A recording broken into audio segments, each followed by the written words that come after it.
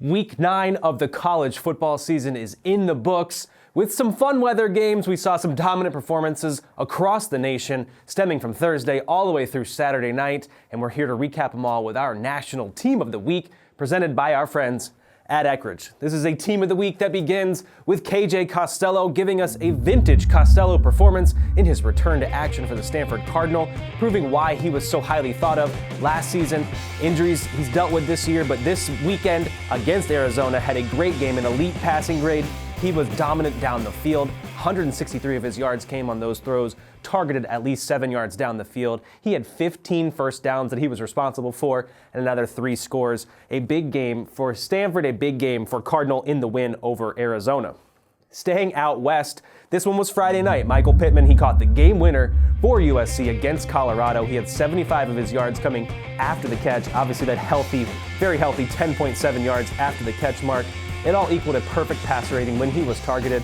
That game winner, though, was just one of his 2 scores, and he had 3 other first down receptions on the game. Very, very solid game for him across the board as Keaton Slovis and the Trojans got it done to keep pace in the Pac-12.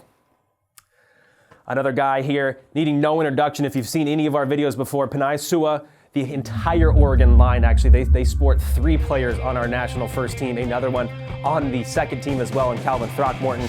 Everybody here, maybe Dallas Womack with a couple of not so great plays, but overall still all plus grades, all positively graded games here for the entire starting 5 in what has developed into truly the best offensive line in the entire country for the Oregon Ducks.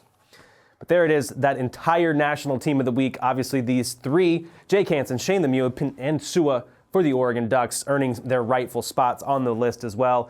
And if you didn't see it, Verdell reaped the benefits of those 3 guys, all 5 actually paving the way. He had an 89-yard touchdown run, a great game. And then Mr. Victor Tucker, if you didn't catch it, the game-winning touchdown for Charlotte as they upset and came from behind to beat North Texas. Big game for Mr. Tucker as well through the air. Flipping now to defense here. You have to go with who now has become probably the front runner for the Heisman after a dominant performance, Chase Young, putting forth the highest game grade we've given to a defender this season. It was an absolutely dominant performance. 4 sacks, 6 total pressures. He got pressure on 30% of his snaps. He had a 25% pass rush win rate. There was a time even that he was so fast off the ball that the tackle in front of him's hand was still in the dirt by the time he was past him. Chase Young is that dominant, and he proved it on the national stage against perhaps the most NFL-ready offensive line in the Wisconsin Badgers. Another guy with a great game, if you didn't see it, on Thursday earlier this week against Houston, Rodney Clemens in the SMU secondary coming up big in the clutch. Clemens with a game-stealing interception.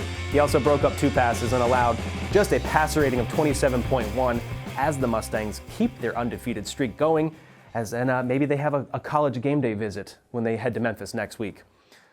This guy playing out of his age, a true freshman, Derek Stingley, on the national stage, earning our flex spot of the week against Auburn. He was targeted 10 times from fellow true freshman Bo Nix in that Auburn offense. He allowed just 2 catches. He had an interception, which he plucked the ball out of the air. 16.7% of his throws he forced to be incomplete. He allowed just 1 yard after the catch, and that is a paltry 8.3 passer rating when targeted. Dominant game from a guy truly playing well above his age and well above his experience level for the LSU Tigers. But this goes to our national defense of the week here. Stingley is the front runner here for true freshman of the year. This guy is amazing on the back end. Some really sharp performances by the entire secondary. Chase Young, Robert Cooper, not Marvin Wilson, and not Corey Durden on the interior of the FSU line, coming through with a couple of sacks and earning the spot here as well. But for many, many more and a lot more on this and the entire national team of the week, please head over to PFF.com and don't forget to sign up for your chance to throw for $1 million at the national championship game by going to EckrichFootball.com. You want to get rid of me and get back to more great PFF YouTube content? All you have to do is push that button right there and subscribe. Thanks for watching.